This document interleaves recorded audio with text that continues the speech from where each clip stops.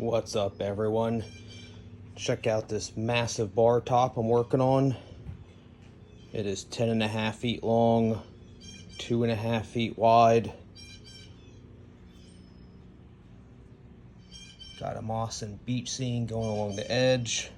A couple little tide pools here. Once that dries, I have a whiskey bottle it holds.